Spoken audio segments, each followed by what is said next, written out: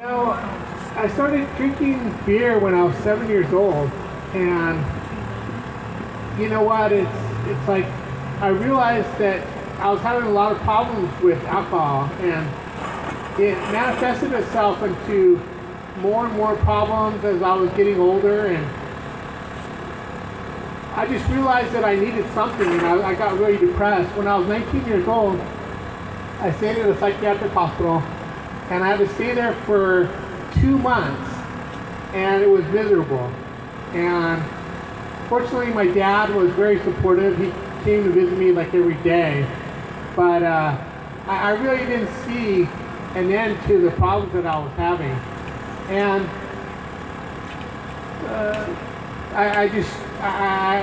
I didn't know where to turn, and I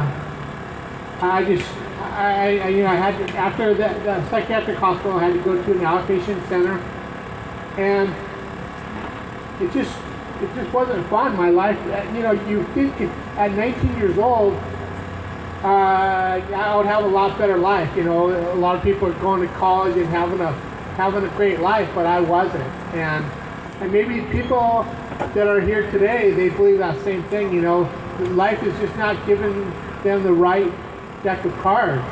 And but I'm here to say that God's with you in your circumstances. Like it says in the Bible, I will never leave you nor forsake you. God will never leave you or forsake you if you put your trust in Him and have a relationship with Him. So that's what happened when I was 21 years old. I made a commitment to Jesus Christ. And I don't regret that bottom that I had, because you know what? It allowed me to open my heart, open the door. You know, as Jesus said, I stand at the door and knock. If anyone hear my voice, I will come in and have supper with them.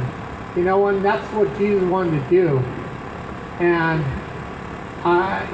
to this day, I don't regret that decision. You know, I'm 47 years old now, and I'm 26 years later, and that decision that I made, I don't regret it whatsoever. And the thing about it is, then at the age of 22, I got baptized. And that was a great experience, you know, just to get baptized in the ocean and having that cleansing of all my life, you know, that public declaration. And I got baptized at Torrey Pines Beach in San Diego, and I'm grateful for that day too. And so anyway, I knew that there was still some parts of me that still had to be changed, and you know, I was still drinking beer, and when I was 33, I just stopped altogether. On August 20th of 2002, that's when I had my last beer. And so anyway, as soon as I did that, I started going to this El Toro AA club, and I started getting involved with AA. And that was just enhancing my Christianity, where now I was sober too. And so anyway, then, I worked with some other guys that they were kind of my temporary sponsors, and they helped me out. They guided me through this program. And so then, you know, I was working with my family for a company called Saddleback Display, and things were getting better and everything. But then kind of the bottom fell out in 2008. I had some more emotional problems, you know. You know, I still had those problems. Even though I was a Christian, I still had emotional and mental problems. And so I moved to Anaheim in 2008. And what I did, one of the first things I did, I just got involved with the program there. And I started going to the AA club up there, and I started making friends and stuff. And maybe there are people here that they realize maybe they don't have friends out here or whatever. But sometimes, you know, through some of these healthy circumstances and healthy programs, you can make friends and make healthy friends. Maybe people, they have friends out here that really are not that healthy, but you can have healthy friends through successful programs like the 12 steps. And so anyway, so I realized that I could be humble too, you know, as it says in the 12 steps, step 11, step 7, we humbly asked him to remove our shortcomings. And so anyway, I went to a room and board, so I wasn't necessarily homeless, but I was homeless in some respects, but at least I was living in a home. And maybe there are people that here that where maybe MHA has come out here, like Chris was saying, and maybe they want to help you out, at least get into a room and board or sober living and help you out. And maybe you don't want to be humble to get that help, but you know what? It's a lot better to live in a house, I'm sure. And you probably agree, you know. So a lot of it's just to be humble, or what, you know, change the circumstances. Like Chris's mom was saying, a lot of times you have to change yourself before the circumstances change. She was saying that last week. So then I started working the Boys and Girls Club. I worked as a volunteer. And like I said, just being humble and just being submissive to God and helping out at the Boys and Girls Club with kids and just helping out wherever they needed. And I did that for like 3 years. And that was really the platform for me to get a job, you know. Like, then I had a job working as a crossing guard, you know, and Chris right here, he helped me get that job, and it was through Employment Works. And then I got a job not much longer after that. I got a job working at Anaheim Stadium as a security guard. And then, you know, I realized I could have 2 jobs.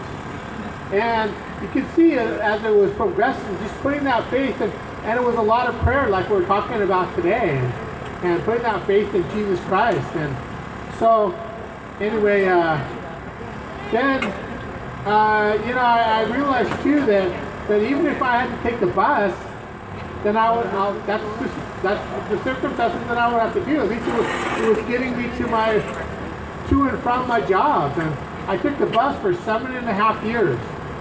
And, you know, that's a pretty humbling experience too. Like, these guys are kidding themselves probably right here. So that's a long time, but I was willing to do that. And God was with me even on the bus.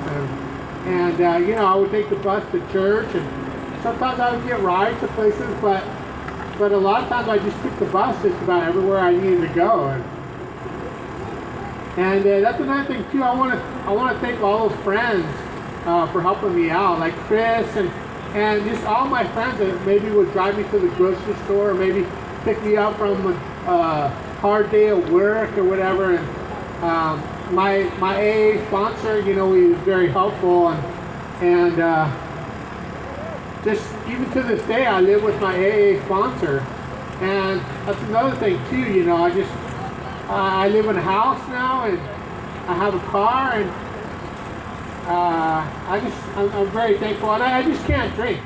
I cannot drink. And I've been sober from that last day I had a drink when I was 33 years old. So now it's been 14 years. So I've been sober for 14 years. Yeah. And it's, you know, things just keep getting better. And I'm really thankful to God. As it says in Philippians 4:13, that I can do all things through Christ who gives me strength. It's Christ that gives me that strength. And without Christ, I probably couldn't do much. My life would probably not be the same.